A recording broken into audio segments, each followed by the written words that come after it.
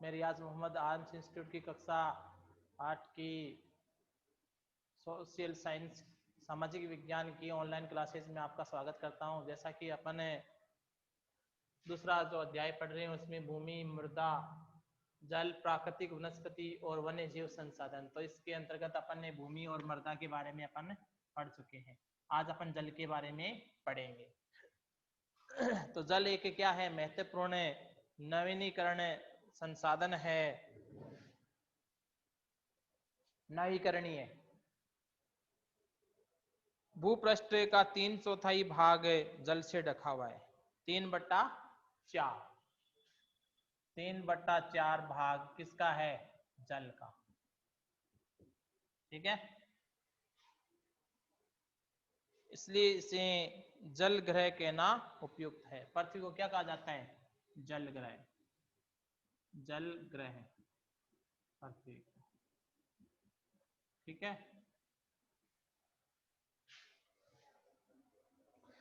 लगभग 3.5 अरब वर्ष पहले जीवन आदि महासागरों से ही प्रारंभ हुआ था।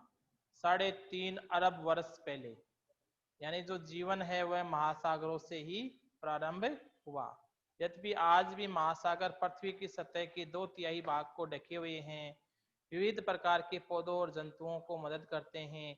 महासागरों का जल लवणीय है, यानी महासागरों का जो पानी है वह खारा है और उसमें लवण की मात्रा मिली हुई है। मानवीय उपभोग के लिए उपयुक्त नहीं है। अलवणीय जल केवल 2.7% ही है। इसका लगभग 70% भाग बर्फ की चादरों और हिमानियों के रूप में, 70% जो भाग है बर्फ के रूप में और हिमानियों यानी हिम के नालियां, हिम के खंड के रूप में अंटार्कटिका, ग्रीनलैंड और पर्वतीय प्रदेशों में पाया जाता है। अपनी स्थिति के कारण ये मनुष्य की पहुंच से बाहर है, यानी इन हिम खंडों या हिम से जो आच्छादित जो क्षेत्र है उसका अपन प्रयोग नहीं कर सकते। केवल 1% अलवण जल उपलब्ध है और वह मानव उपभोग के लिए उपयुक्त है। यानी 1% जो जल है वह क्या है? लवण से मुक्त है। अलवणीय जल की मात्रा 1% और वो मानव के उपभोग के लिए उपयुक्त है। ये भौम जल, भूमि में जल, नदियों, झीलों और पृष्ठीय जो जल है उसके रूप में वायुमंडल में जलवाष्प के रूप में पाया जाता है।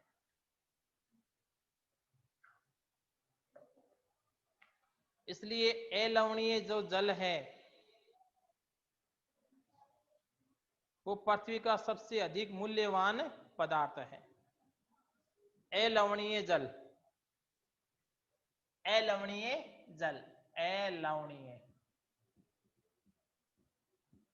अलवणीय जल क्या है? पृथ्वी का सबसे अधिक, पृथ्वी का सबसे अधिक,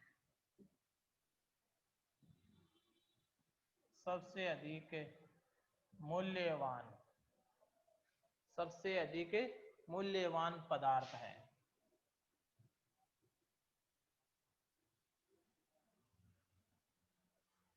सबसे अधिक मूल्यवान पदार्थ इसको कहा गया। पृथ्वी पर जल न बढ़ाया जा सकता है और न ही घटाया जा सकता है।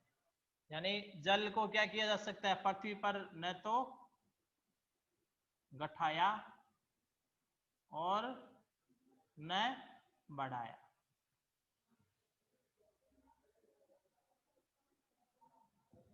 न घटाया न बढ़ाया पृथ्वी पर जल को न तो घटाया जा सकता और न ही बढ़ाया जा सकता है।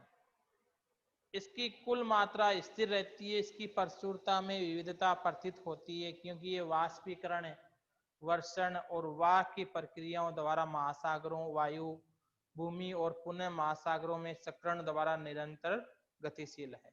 जैसा कि आप जानते हैं इसे जल चक्र कहते हैं। क्या कहते हैं? जल चक्र।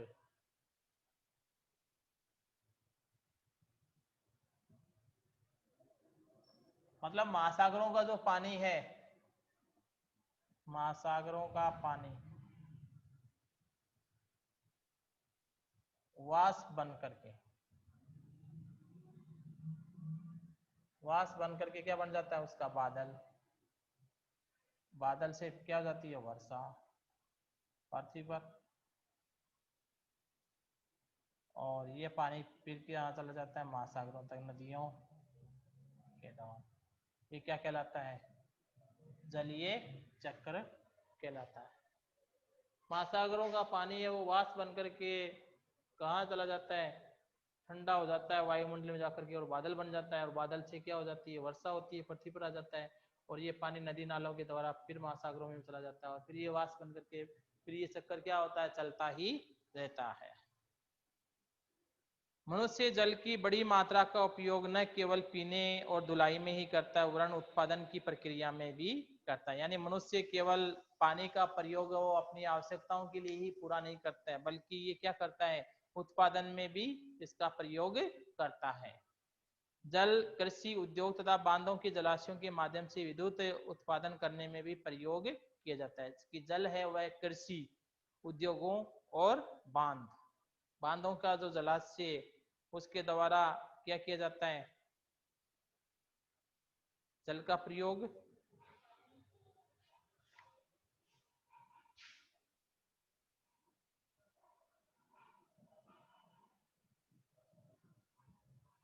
पेयजल में तो होता ही है,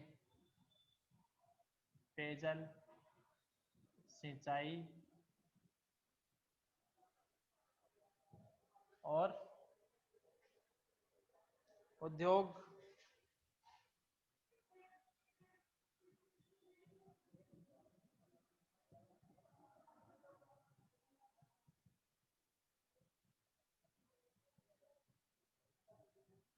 बांधों और जो जलाशय हैं उनके माध्यम से क्या किया जाता है, बिजली का उत्पादन किया जाता है, विद्युत का उत्पादन, विद्युत उत्पादन किया जाता है।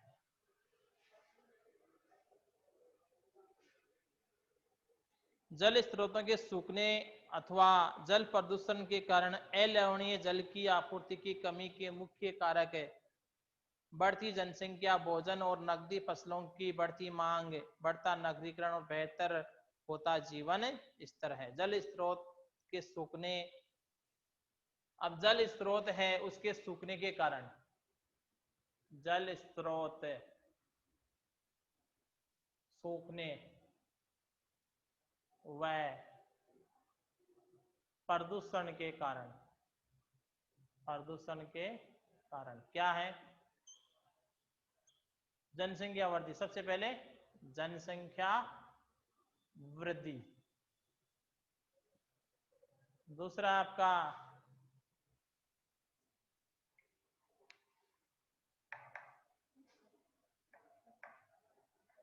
भोजन और नकदी फसलों की, भोजन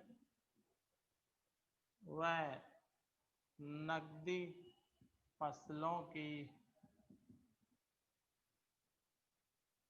बढ़ती मांग। तीसरा इसमें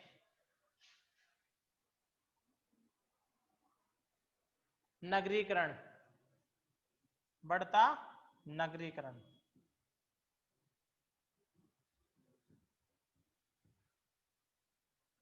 और चौथा है इसमें बेहतर जीवन स्तर,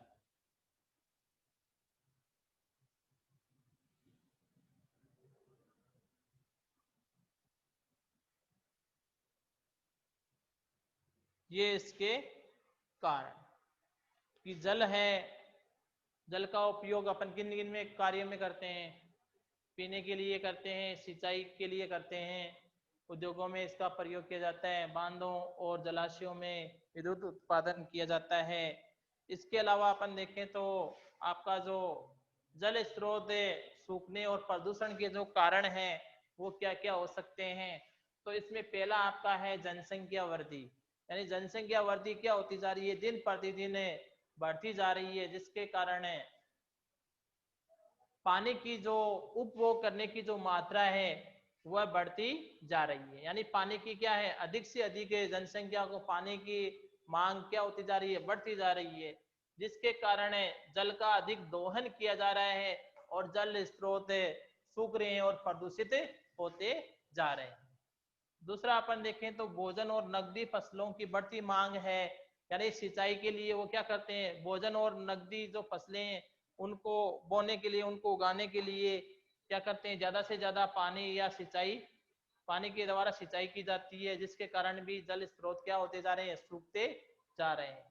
इसके बाद में आप देखते हो कि बढ़ता नगरीकरण, नगरीकरण क्या होता जा रहा है, नगरों का विकास, दिन प्रतिदिन जनसंख्या बढ़ रही है, वैसे वैसे इसका विकास क्या होता जा रहा है, नगरीकरण बढ़ता ही जा रहा है।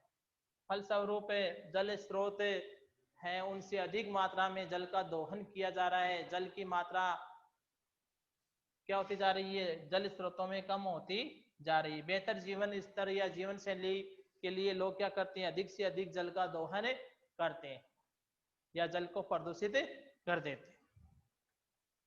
इसके बाद में अपन देखते हैं जल उपलब्धता की समस्याएं। विश्व के कई प्रदेशों में जल की कमी, यानी विश्व के अधिकांश देशों में क्या है, जल की कमी है। अधिकांश अफ्रीका, पश्चिमी एशिया, दक्षिणी एशिया, पश्चिमी संयुक्त राज्य अमेरिका के भाग, उत्तर पश्चिमी मेक्सिको, दक्षिणी अमेरिका के भाग और संपूर्ण ऑस्ट्रेलिया अलवणीय जल की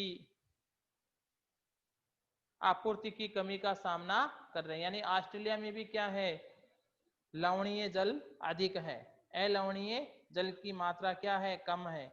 ये देश ऐसे जलवायु प्रदेशों में स्थित है जहां अक्सर सूखा पड़ता है, यहाँ क्या होती है, वर्षा नहीं होती है, अक्सर यहाँ क्या रहता है, अकाल की स्थिति उत्पन्न होती है। इसमें जलाभाव की अधिक समस्या बनी रहती है, जल के अभाव, जल की कमी हमेशा रहती है। इस प्रकार जल का अभाव मौसमी तथा वार्षिक वर्षण में विविधता के परिणाम स्वरूप हो सकता है, अथवा क्षति उपयोग और जल स्रोतों के संदूषण के कारण भी जल का अभाव हो सकता है। जल संसाधनों का संरक्षण, जल संसाधनों का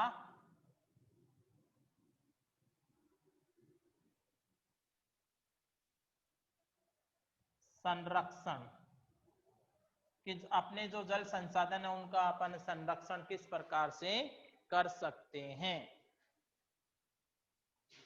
आज के विश्व में शुद्ध तथा पर्याप्त जल स्रोत तक पहुंचना एक बड़ी समस्या बन गई है। इस क्षीण होते संसाधन के संरक्षण के लिए कदम उठाने चाहिए। यानी जो समस्या है जल की उपलब्धता क्या होती जा रही है, दिन प्रतिदिन घटती जा रही है। इसके लिए क्या किए जाने चाहिए, जल को संरक्षण करने के, जल को इकट्ठा करने के कदम उठाए जाने चाहिए, यानी उपाय किए जाने चाहिए। जल एक नवीकरणीय संसाधन है, तथापि इसका उपयोग, अति उपयोग और प्रदूषण इसे उपयोग के लिए अनुपयुक्त बना देते हैं। यानी जितनी आवश्यकता होती है उसी के अनुसार हमें जल का उपयोग करना चाहिए। जल को व्यर्थ में बर्बाद नहीं करना चाहिए। अशोभित या आंशिक रूप से शोभित वाहित मल, कृषि रसायनों का विसर्जन, जल निकायों में औद्योगिक बहिर्वाण, जल के प्रमुख संदूषक, इनमें शामिल नाइट्रेट धातुएं, पीड़कनाशी जल को प्रदूषित कर देते हैं। यानी खेतों में या जो फसलें होती है उनमें क्या किया जाता है, कीटनाशक डाला जाता है, इसके कारण भी जल प्रदूषित हो जाता है। उद्योग धंधों के द्वारा जो अपशिष्ट पदार्थ होते हैं या घर के जो गंदगी होती है उसको नालियों के द्वारा नदियों में बहा दी जाती है, उसके कारण नदियों का जो पानी है वह भी क्या हो जाता है, प्रदूषित हो जाता है। अधिकांश रसायन अजैव निम्नकरणीय होने के कारण जल द्वारा मानव शरीर में पहुंच जाते हैं।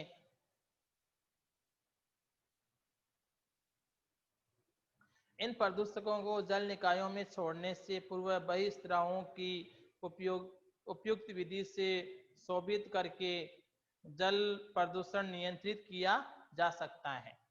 वन और वन्य अन्य वनस्पति आवरण धरातलीय प्रभाव को मंद करते हैं, भूमिगत जल को पुनः पूरित करते हैं। जल संग्रहण पृष्ठीय प्रभाव को बचाने की दूसरी विधि है। जल रिसाव को कम करने के लिए खेतों को संचित करने वाली नहरों को ठीक से पक्का करना चाहिए। रिसाव और वाष्पीकरण से होने वाले जल की क्षति को रोकने के लिए क्षेत्रों की स्प्रिंकलर से सिंचाई की जानी करना अधिक प्रभावी विधि है। पर वाष्पीकरण की अधिक दर वाले शुष्क प्रदेशों में सिंचाई की ड्रिप अथवा टपकन विधि द्वारा उपयोग बहुत उपयोगी होती है। यानी जहाँ पे क्या होता है, वाष्पीकरण अधिक होता है तो वहाँ स्प्रिंकलर यानी फुहारे वगैरह से सिंचाई नहीं की जानी चाहिए, बल्कि जो ड्रिप सिंचाई या टपकन जो विधि या बूंद बूंद सिंचाई की जो परियोजना है उसी का हमें प्रयोग करना चाहिए, ताकि वाष्पीकरण क्या हो, कम से कम हो। सिंचाई की इन विधियों को अपना करके बहुमूल्य जल संसाधन को संरक्षित किया जा सकता है। यानी सिंचाई की ये जो विधियां हैं इनको अपना करके अपन क्या कर सकते हैं, बहुमूल्य जो जल है उसको अपन संरक्षित कर सकते हैं। अपने घर की जो छत है उसके जल को एकत्रित करके जल संग्रहण करना, विभिन्न उत्पादक उपयोगों में लाना जल संग्रहण कहलाता है। औसतन 2 घंटे की वर्षा का एक दौर 8000 लीटर जल बचाने के लिए काफी है।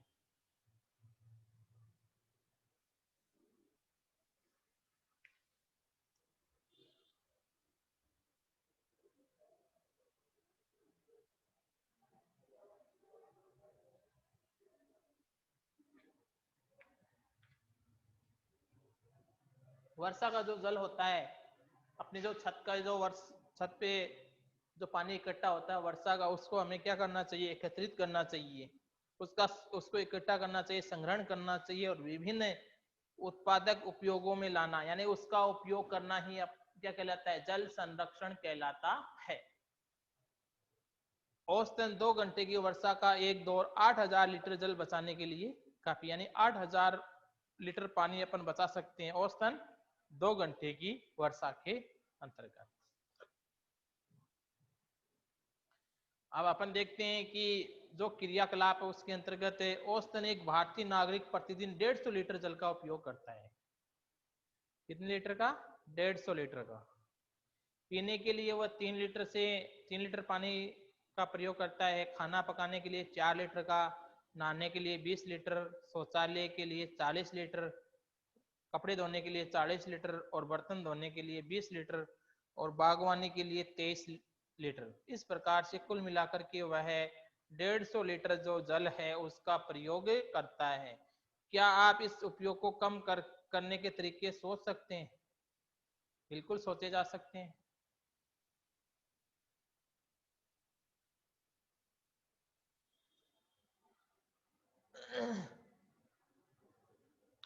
क्या आपने जल बाजार के बारे में सुना? सौराष्ट्र प्रदेश में 1.25 लाख जनसंख्या वाले अमरेली शहर पास के तालुकों से पानी खरीदने के लिए पूर्णतः निर्भर है। एक आप देख सकते हो भाई, स्राव एवं कचरे के कारण ये यमुना नदी क्या हो गई है, प्रदूषित हो गई। वर्ष 1975 में मानव उपयोग के लिए जल की खपत 3850 घन किलोमीटर प्रति वर्ष थी, जो वर्ष 2000 में बढ़कर के 6000 घन किलोमीटर वर्ष प्रति वर्ष से भी अधिक हो गई। एक टपकता जो नल है वह एक वर्ष में 1200 लीटर जल व्यर्थ करता है। यानी एक जो नल होता है उससे जो पानी टपकता है वह कितने को खराब करता है, अब इसको 1200 लीटर जो जल है उसको क्या कर देता है, वो व्यर्थ कर देता है। तो इस प्रकार से अपन ने जल के बारे में पढ़ा है कि जल है वह अपने लिए अति उपयोगी है। जल का उपयोग किन किन साधनों में किया जाता है और जल की उपलब्ध समस्याएं कौन कौन सी हैं, जल संसाधनों का संरक्षण किस प्रकार से अपन कर सकते हैं, वर्षा का जो जल है उसको भी अपन किस प्रकार से एकत्रित कर सकते हैं। Thank you. आगे की जो क्लास है उसमें अपन ये जो प्राकृतिक वनस्पति और वन्य जीव संसाधन, प्राकृतिक वनस्पति और वन्य जीवन के बारे में पढ़ेंगे। Thank you. वीडियो को शेयर और लाइक करें।